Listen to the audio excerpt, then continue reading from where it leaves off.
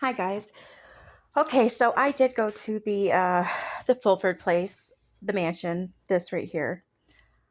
Look, I gotta say, I was very disappointed because I went there expecting to see the whole thing, like the inside, the whole thing, right? And hear the history and not just the ghost stories. Well, I only got to see like 4 rooms, and there's like 35 rooms in this house.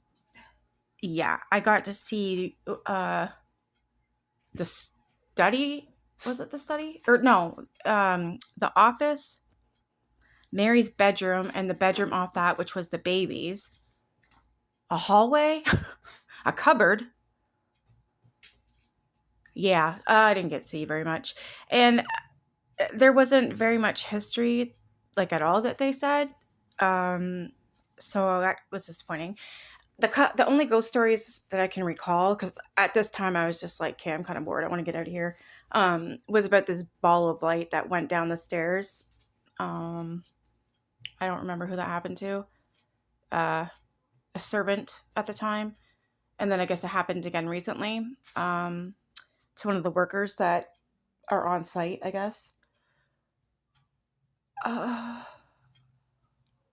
yeah, I don't even really remember anything else. So I asked them. I said, "Do you have a book about the goings on in this place with history? You know, the whole shebang. I want to buy that book." They said no. I'm like, what? Oh, but there's a book on Amazon by Susan something or other. So I go look on Amazon. You know how much this damn book is freaking worth?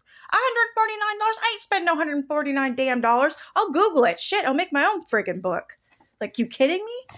So I'm like, well, this sucks. So then, as I'm about to leave, I see this souvenir. It says souvenir booklet, Fulford Place, right? I go to grab it. They tell me it's $3. Um, what? That's $3, ma'am. Souvenir, Brooklyn. A souvenir is something that is free, is it not? You get a souvenir, but I had to pay for it. So I'm like, well, seeing how I'm spending money, let me get these here pink pills. And then I asked the woman, I said, what the hell are these? She says, back in the day, the doctors all assumed that iron was the cure for everything, especially in women. Uh, Menstrual, I'm assuming. And what it was is sugar coated iron pills, and they were called pink pills. I've actually bought them. They taste like cinnamon. There's no iron. It was a replica. So I did buy that. I will take a picture or I'll show you. I don't know. I'll figure out something. But suffice it to say, I was very upset. Like, I didn't obviously cause a scene or anything, but when I came outside, I even said, like, to our group, I'm like, that's it. That's it. That's it. Uh, wow. So this 35 room house, I didn't even got to see a bathroom. I did see the seance room, which is very small and full of mirrors. So that was different. What else? Oh, I got to walk around a bird feeder uh, in a row, like follow the leader. And I was told that most people get their hair pulled there. I didn't. Honestly, being an empath, you know things, you sense things, you feel. I didn't feel shit. Not one damn thing. Nope. I don't know if it's haunted or not. I have no idea. I didn't feel anything, to be honest. But then I kind of mentioned that to one of the women that was leading our group, and I said, "Oh, I was hoping I could see more rooms." She was like, "Oh, you can come back in December or November, the last Sunday of November. You can come back, and it will be Christmas time. We'll be showing more rooms." I'm like, yeah, right. How much is that? Like $100? I was gonna say it, but I didn't. So apparently, I'll get to see more if I go back at Christmas, like the last Sunday of November. That's when they do the Christmas one. Um, I don't know. I don't know about that. So basically, this is what I'm going to do for you. I'm going to read my souvenir book. Okay? So I'm going to read to you guys what it says while you look at photos. All right. So this says Fulford Place, a tribute to ambition. This magnificent 20,000 square foot mansion was built in 1899 to 1901 for self-made millionaire and Senator George Taylor Fulford. He was born in 1852, he died in 1905. and his family. The house was designed by noted American architect Albert W. Fuller, with the landscaping designed by the prestigious Olmsted Brothers firm. I have no idea who these people are. Fulford Place and its collection were donated to the Ontario Heritage Trust by the Fulford family in 1991. I was told that. Many items from the family's collection are exhibited in the house, just as they were over 100 years ago. Would have been nice if I could see them. Anywho, Fulford Place was designed as a showpiece for George Fulford I, allowing him to display his social standing. A grand home on the St. Lawrence River would serve to ease his entry into the ranks of the Canadian political establishment and among the wealthy Americans who vacationed in the Thousand Islands. The Ontario Heritage Trust extensive restoration of Fulford Place brings to life the glamorous and decadent lifestyle of the early 20th century and new what does that say? Lifestyle of the early 20th century new business tycoon. Alrighty. So it does look over the river. But they had you'll see. I'll show you. There's more pics. All right, so now we're going on. This is the page I'm on now. So the first picture, what says, this is from the Fulford collection. So objects, of course, that's French. Items from the Fulford Place collection. Many of the home's original artifacts or furnishings remain intact. Fulford Place main floor rooms appear just as they did when George Fulford I and his wife Mary, which she passed away in 1946, lived there prior to his death in 1905. The Fulfords traveled extensively at times, treating Fulford Place as their summer home. Several pieces now displayed throughout the house were souvenirs from their trips abroad. This room, I don't know where it is. I have no idea. I wasn't allowed in there. What was this thing called? The drawing room. Well, it would have been nice to see it, but I guess the book is all we get today. So at the bottom here, it looks like there's some sort of baize, a lamp. I don't even know what this is. A windowsill? Anyways. So this is the first George. I'm literally reading you guys a book. I'm trying here. All right, so about George Fulford I. So that's him there in all his glory. So he was born in Brockville in 1852. George Fulford I followed the path of many successful Canadian businessmen of the late 19th century who rose from the modest beginnings. He attended a Belleville business school and later returned to Brockville in 1874 as an apprentice to his brother William. William passed in 1879. He was a local druggist. What is that? A local druggist? Like a pharmacist? It was in the drugstore. Oh, it was in the drugstore that George Fulford I became aware of the potential profitability of patent medicines. All right. That's weird that they call it that. A drug. I don't know. That was weird. Okay. Next. Here's what I was telling you about these pink pills for pale people. All right. This says, this is an exact representation of the genuine package. These pills make weak people strong, but you must get the genuine. Sold by all, what does that say? Dealers. Now the second one I might need a magnifying glass for. So I'll read. So these are ads for these pink pills. They sound like, what do you call them? You know what I mean? The blue pills for men? Yeah. I positively refuse. I can't read that. I don't know if you guys can. This is too... It's going to be hard. I'll try. The 7 words tell me that I have the genuine pills that have cured thousands of suffering people. One has to be so careful to refuse all worthless, never cure imitations prepared only to deceive the unsuspecting public. This simple precaution means a world of difference to me in the matter of health, and I advise you earnestly to do as I do. Insist firmly on having what I asked for. Dr. Williams' pink pills for pale people. Viagra, that was the word I was looking for. Alrighty. So these were the advertisements for the pink pills for the pale people. Okay. It says at a time when few people could afford medical treatments by doctors, patent medicines promised affordable remedies for a myriad of health problems. In 1887, George Fulford, GT Fulford and Co. Formed to manufacture and distribute patent medicines. 3 years later, the company acquired the rights to Dr. Williams' pink pills for pale people. Inventor Dr. William Jackson made little money on the deal, but due to clever marketing of the pills through Dr. Williams' Medicine Company, the trading arm of GT Fulford & Co., George Fulford I, made a fortune. These women here are also part of the advertisements for pink pills for pale people. As you see on the right, it says always pink. Does it say always pink pill? No, Dr. Williams pink pills. My bad. It's hard to read. Thanks to the persistent use of advertisements in the popular press by George I, pink pills for pale people became an international success. Within 5 years, Dr. Williams Medicine Company expanded through North America, Europe, and the British Empire.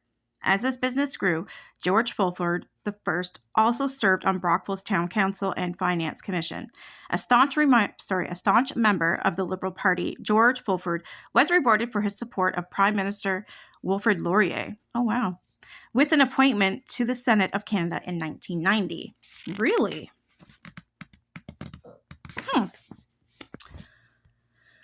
Oh, yeah, of course, it's sideways, Nicole. Oh, there we go. So, the beginnings of Fulford Place.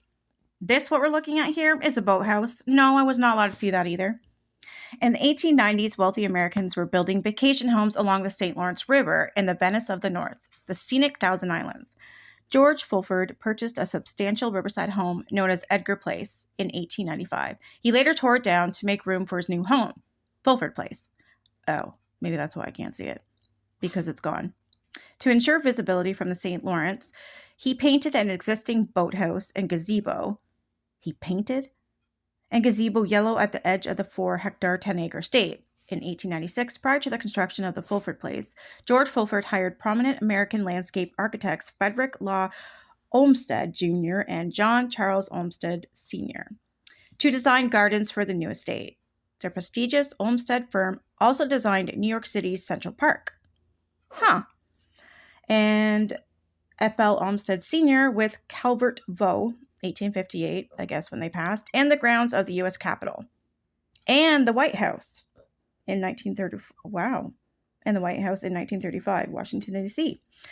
It says, once complete, the gardens required many hands to maintain, especially the former Italianate garden located just west of the house. Typical of the Olmsted approach, formal designs were artfully integrated into the splendid natural settings, incorporating natural features such as mature trees and rock outcroppings.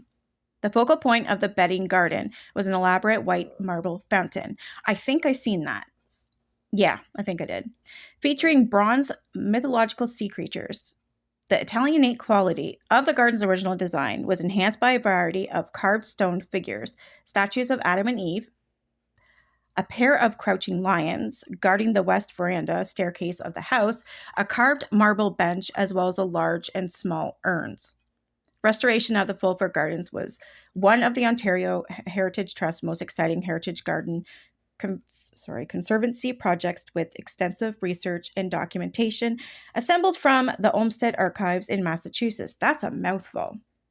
The restoration included the Italianate-style gardens, the Triton Fountain statuary, stone walls and gates, pathway restoration, and planting of the geometric beds were completed in spring 2004.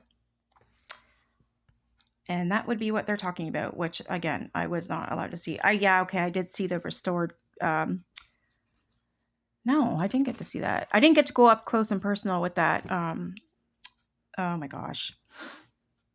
The rose garden or anything, or the statues and stuff like that. I didn't get to go close for some reason. Yeah, I feel very ripped off. Right, so this is the south-facing waterfront. I did get to go on the second floor and look out to see the river, okay? So I did get to stand there. Fulford Place was designed in the Beaux Arts style by Albany architect Halbert W. Fuller. Construction began in 1899 with sleigh loads of marble dragged across the frozen St. Lawrence River from Governor, New York. Fulford Place was completed the following year. The building's exterior is tempered by rhythm of projecting and receding bays. These rough bay stone walls contain fine dressed stone window surrounds, 6 of which feature opalescent stained glass windows of intricate design. The stained glass was beautiful. The entire main block is capped by slate roofing, providing a silhouette enlivened by soaring chimney stacks. Dormer windows of various shapes. What would otherwise be an overpowering mass is softened and nestled into the landscape by a ring of expansive verandas with delicate wood balusters, slender columns, and staircases sweeping down to the surrounding lawns. I get to see this room. What is this called? The Inglenook. Oh, wait, maybe I did. I remember this.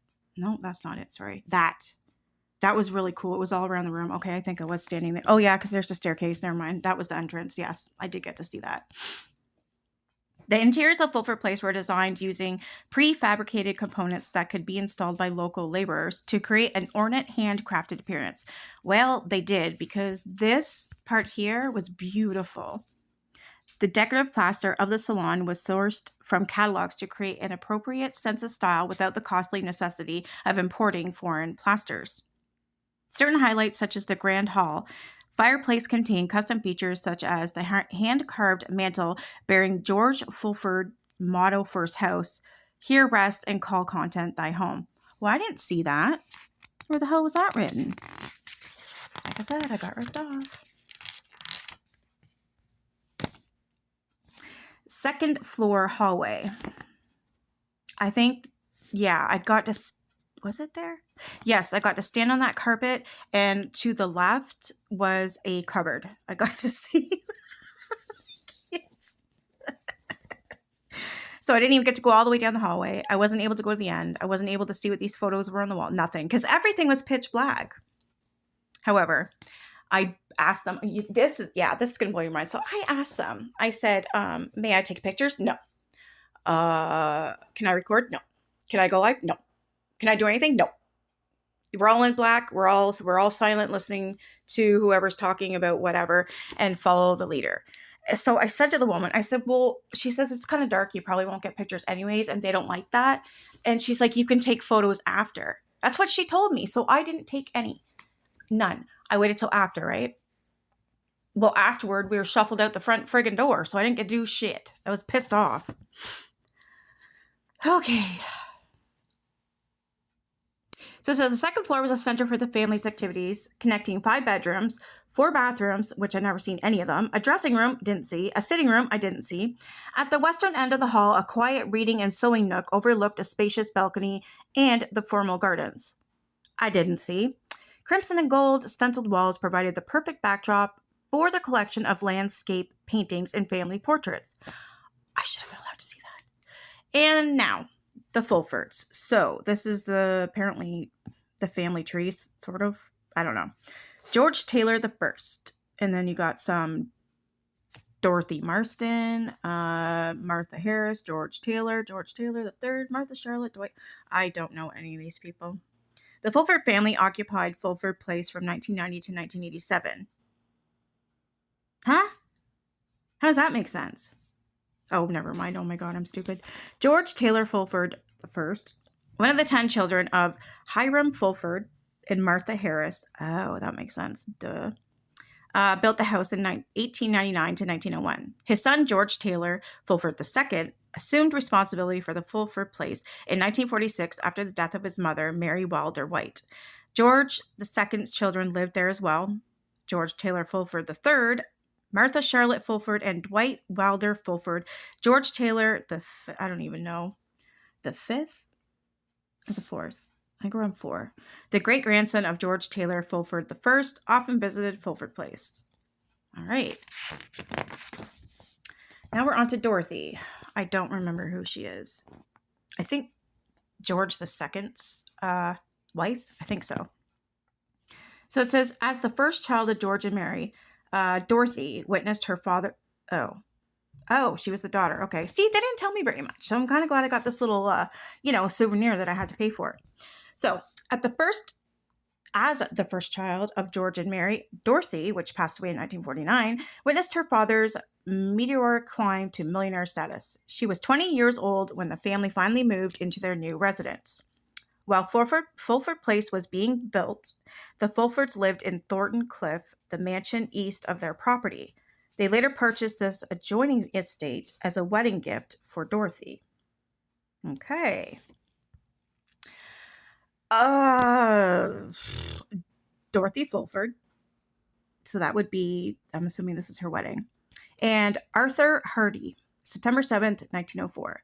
George and Mary to the right behind Dorothy. Miss Arthur Sturgis Hardy to the right behind son. Martha Fulford to the right of the groom.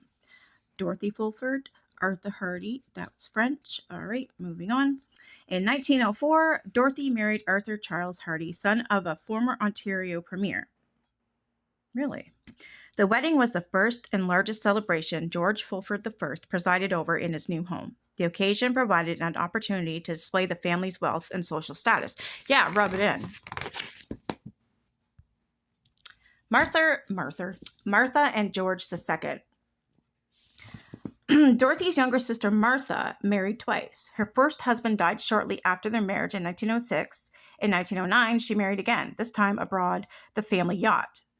The Magdoma, and I could probably pronounce that Magdamo, I don't know.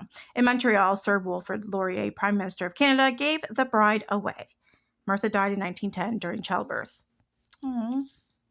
Mary Fulford was 46 years old when she gave birth to George Taylor Fulford II in 1902. George Taylor Fulford II became involved in the family business and pursued a career in politics just as his father before him. He served in the Legislative Assembly of Ontario from 1934 to 1937 and the House of Commons in 1940 to 1945 and 1949 to 1953, and remained active in the community until his death in 1987. He was survived by 3 children, George Taylor Fulford III, Martha Charlotte Fulford, and Dwight Wilder Fulford. This is Mary White Fulford, dressed for presentation to the court of Queen Victoria. Circa 1900. Following George Fulford I's death, Mary, that was his wife, the mother hen of all these children here, George II, raised her infant son and maintained the estate with the help of her domestic staff. Raised in an upper-class American family, Mary made use of her social skills to further her son's career. Throughout her life, Mary played the role of hostess, opening her home as an unofficial state residence. Her reputation and wealth attracted many prominent figures, including royalty. You went to see the Queen, didn't you? Okay, now we are on dumbwaiter and servants' quarters. Okay, so this is the dumbwaiter, the entertaining at the Fulford Place. So this is the butler's pantry where this is. I didn't get to see that either. The Fulfords considered entertaining one of the duties of the privileged class. Their house was built in this purpose in mind. Special care was taken in all the service areas, ensuring that guests at Fulford Place received the best attention that the Fulfords' wealth could provide. Fulford Place's service areas were I can't even say I know the word. I can hear it, but you think I can say it now. Strategically placed to ensure the most efficient and least disruptive service. A large section of the basement floor was a service area that included a kitchen, a staff dining room, now the volunteers' lounge, a laundry room, now the tea room, a furnace, and the coal bin, now a boiler room, which I was not allowed to see. I'm going to keep saying that, I don't care. On the main floor, the service area was located at the northeast corner and featured a butler's pantry with a dumbwaiter, linking it to the kitchen below. Warming closets containing pipes filled with hot water ensured that food was hot before it was taken into the adjacent room. The service areas were linked by an interior service stairwell that allowed the servants to move throughout the house while staying out of sight of the family and any visitors. Very little is known about the domestic servants who worked in Fulford Place prior to the First World War. However, there likely would have been a butler and or housekeeper, maids, a cook, a laundress, and a gardener. The Fulfords traveled extensively during the winter, leaving the live-in servants to maintain the home and grounds while the family was away. Now, this staircase right here, I was allowed to see. I was allowed to stand No, I was allowed to peek around the corner and look at it. That's it. And I was told there's bad energy in there. And I'm assuming it's due to the servants. Who knows? Maybe one of them slept with one and really screwed up and ended up beheading her or something, because God forbid they find out that they slept with a servant, right? Because back then it was just blasphemy. Maybe someone was murdered. I don't know. Maybe somebody had a heart attack, but they don't know anything. But apparently they're stating that this right here, just in this, it's like, so it's a door. You open the door and then you turn the corner and there's stairs and it goes up for the servants. It's the servants' quarters, right? But then if you go to the left or the right, I guess it'd be the right, you can go downstairs also. But I wasn't even allowed in this room, so I have no idea. But I was told that it's very negative energy. People often get angry in there and they often get really scared because it's just negative. I, however, didn't feel a damn thing except for cold. That was it. But it was kind of cold in that. Yeah, it was very cold back there. All right. Throughout Mary Fulford's life, Fulford Place remained a suitable residence to visit the royalty and prime ministers of Canada, including Sir Wilfrid Laurier and William Lyon Mackenzie King. Edward, Prince of Wales, and Stanley Baldwin, Prime Minister of Great Britain, visited in 1927. All right. So from the left is Miss Stanley Baldwin. Stanley Baldwin, Prime Minister of Great Britain, Prince Edward, and the photo is courtesy of the Brockville Museum. Entertainment at the Fulford Place almost always focused on the river. Oh, I didn't get the little one. Okay. It always focused on the river. From the spacious veranda wrapping around the southwest corner of the house, guests had a spectacular view of the mighty St. Lawrence River. And this one here. So this is canoeing on the St. Lawrence River. This is Brockville Museum again. Okay. Weather permitting, George Fulford I and his guests spent many hours enjoying the fresh air or boating on the river. I've swum many a times in that river. My whole family has, actually. This is the, I don't know how to say it, Majdama? Maybe. The Majdama, the Fulford family yacht. The restored Majdama, now the Cangarda, its original name. We'll go with Cangarda then. I guess that's what it is now. George Fulford purchased his second yacht, a stream and sail vessel called the Majdama, around 1904. It was yet another symbol of his social status. Named after his family. Oh, that's why it's weird. Mary, George, Dorothy, and Martha. Majdama. Ha! That makes sense now. It's the first two letters of their names. So Mary, M-A, George, G-E, Dorothy, D-O, and Martha, M-A. So May, I guess it'd be May, Guido. I don't know. I'm going to have to ask GPT or Google or something. Anywho, it was named after the children. The 40-meter, 138-foot yacht was built in 1901 in Wilmington, Delaware by Pussy and Jones. Okay. So the Cangarda was the focal point of the Fulford summer social life. The vessel boated sleeping quarters for 14 and a mahogany dining room with seating for 20 guests. Must be nice. Exterior retreats. So the greenhouses at Fulford Place. That's what these were? Well, they definitely aren't there now. The photo is the courtesy of the collection of Mr. and Mrs. E.C. Schaffer.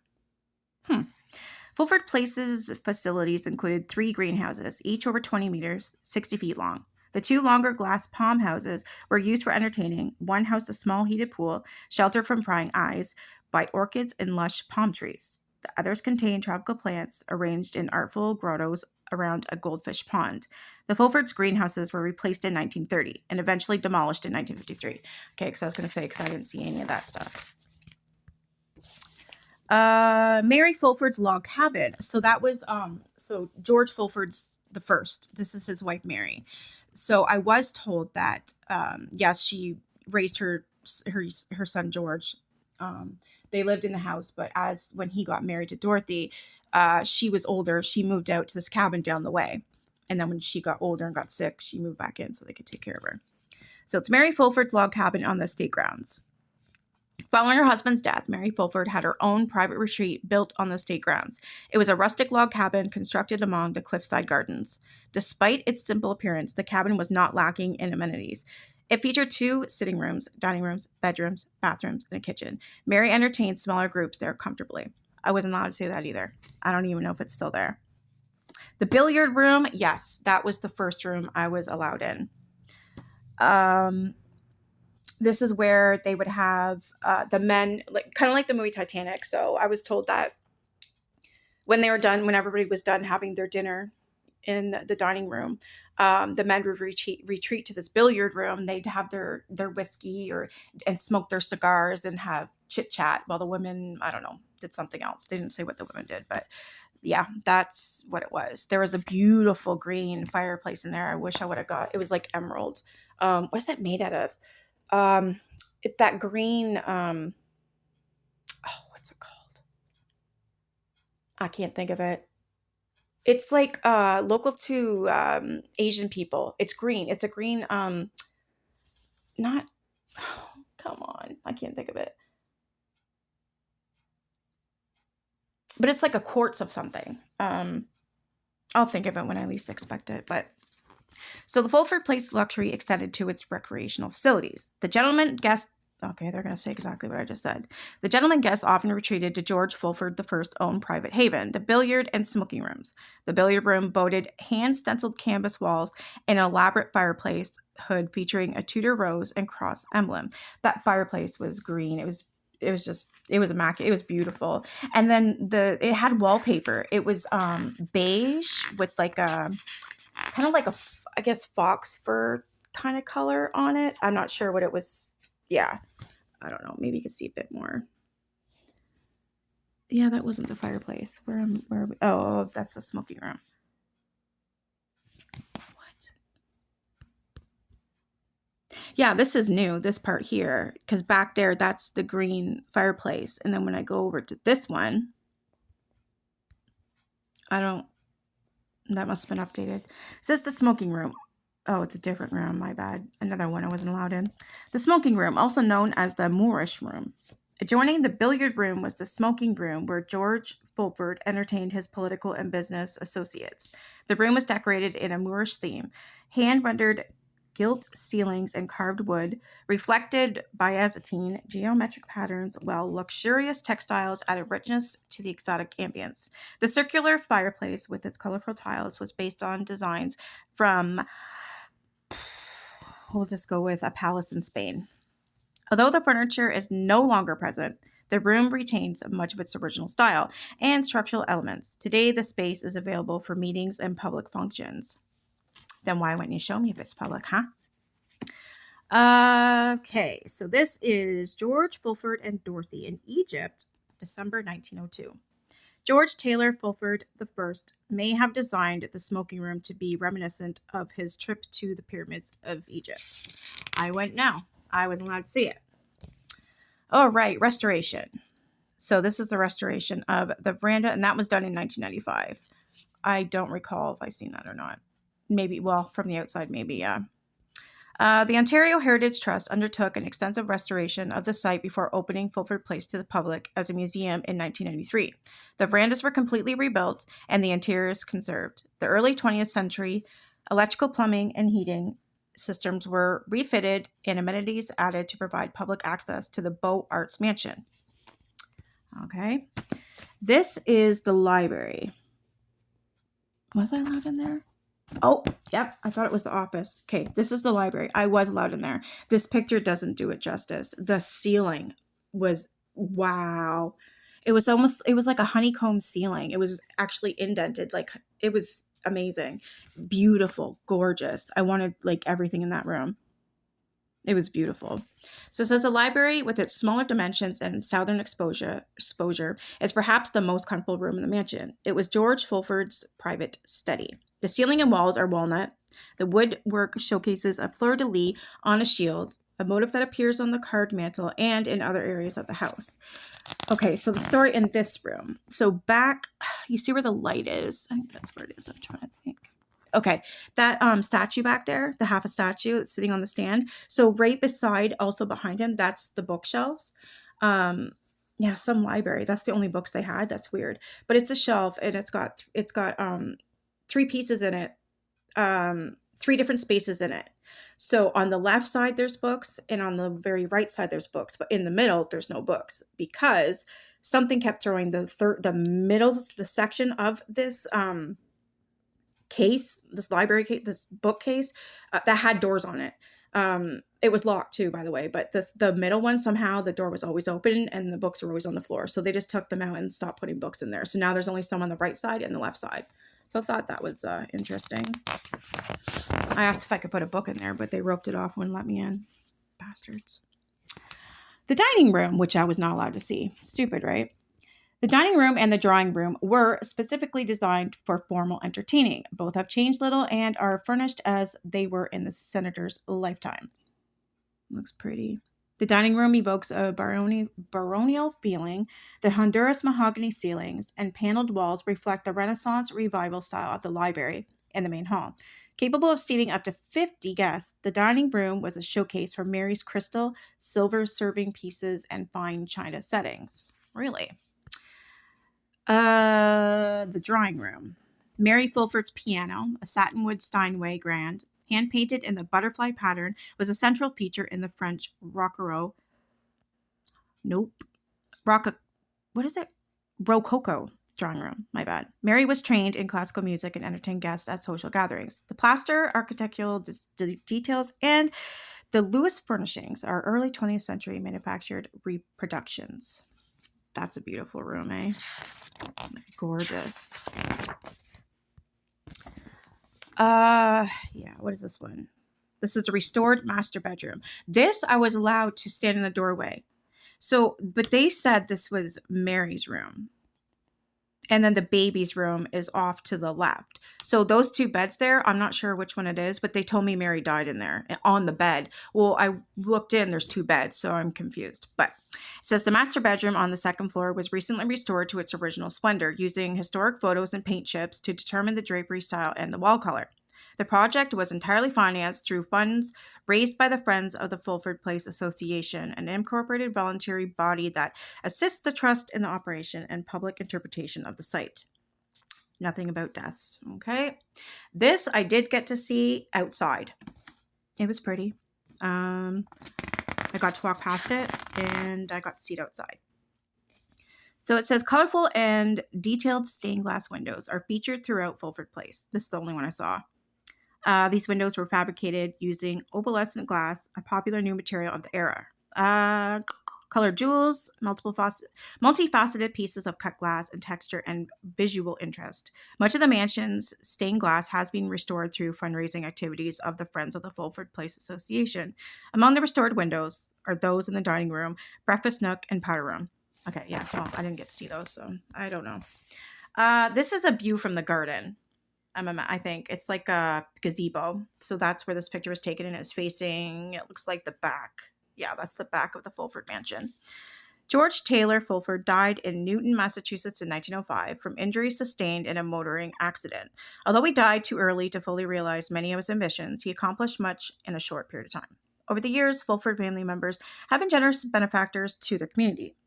The spirit of community culminated in the generous donation of the Fulford Place to the Ontario Heritage Trust in 1991 to be protected for the people of Ontario. And did I take this one? And this, that was the garden. This is, I don't even know what this is. That would be, that's at the back. Okay, that's at the back because that little sitting area, there's a whole bunch of tables in there, and they were all white. And oops, sorry. All right, so that is it for my souvenir booklet that I had to pay $3 for. But anyways, I don't know. Can you understand why I'm a little upset? There's nothing in this book that I learned, and this is the first time I read it. I already know everything that's in this book. You know what I mean? Like, obviously, I don't know certain dates or anything, but everything that was in here, I already knew. But I was told to look for this book on Amazon. I can't believe it's $149. That's crazy. And there's only one on Amazon. That's it. And it's paperback. It's not hardcover. It's not like a million pages. It's small paperback for $149. That's insane. That's insane. I think what I'll do is there's got to be websites and stuff like that, like the Fulford website. I'm sure that they've got things updated in there with ghost stories. So if I find any, I'll be glad to attach that to this video, and you guys can listen to those too. Okay, well, hopefully I didn't bore you. I just wanted to kind of know my experience. That's what it was. Like I said, it just, I don't know. They would not show hardly anything. Like all these things in that pamphlet, nah. I didn't even get to see half of them. But however, on Monday, so I'll be doing or celebrating Thanksgiving on Monday. I'm going to my friend's house, the haunted house. Okay, now this one I'm excited for, but this one, there won't be like this, what happened this night. She's my friend, so I asked her, I said, can I like do whatever I want within reason? She's excited. She's excited. So she wants me to bring my dowsing rods, my, what else do I have? My EMF reader, my recorder, my phone. Yeah, she's got Wi-Fi. She's also got the book on the house. So I'm going to take a bunch of photos so I can read that to you guys too. The history on it. And also we're going to hear the story about the woman that passed away there. And yeah, her cats ate her, but that's because she was passed and they were hungry. Yeah, animal nature, I guess. So that, and the woman that knew this woman who died in that place, she's going to be there too as well to tell me just her life with this woman that was living there and all the stories she has. I'm so excited because at least I'll get some answers, right? I think it'll be fun. Yeah. Anyway, so that'll be Monday. I have another dinner tomorrow. I'm just not sure if I'm going. Probably not. Yeah. I don't know. Anyway, sorry, I'm talking to myself. Well, anyways, I hope you guys enjoyed that. What I read from was, maybe you could find it online for free, but it was called The Souvenir Booklet for $3. Fulford Place. Brochure, souvenir booklet. Anyways, hope you guys enjoyed. If you have any questions or have any comments, please leave them in the comment section.